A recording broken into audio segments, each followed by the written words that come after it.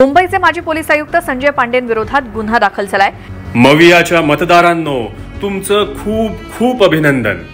मवियाचे लाडके पोलीस मामा काँग्रेसच्या तालावर उबाठाच्या बोलावर मुंबई पोलीस आयुक्तालयात बसलेले संजय पांडे आता काँग्रेससाठी मतं मागायला तुमच्या दारावर येणार आहेत। वर्दी उतरल्याबरोबर आतले रंग किती लगेच दिसले ते पहा। डबल स्टँडर्ड वाल्या काँग्रेसला उमेदवारही डबल एजंटच मिळाला। काँग्रेसला लागलेल्या भ्रष्ट उमेदवारांच्या डोहाळ्यातले हे ताजे गडी।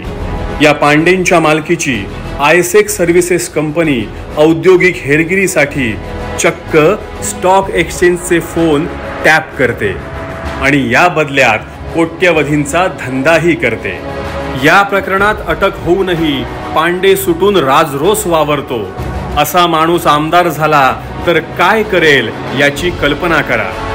महाभारतातलं युद्ध बसल्या जागी आंधळ्या मालकाला सांगणारा संजय कलियुगात परतलाय।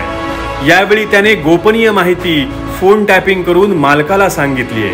त्याला मतदान न करता आत्ताच रोखलं नाही तर कसली महाभारत हा घडवेल हे देव जाणो। त्यामुळे महाविकास आघाडीला मतदान करणाऱ्यांनो, तुमचं आगाऊ अभिनंदन बरं का।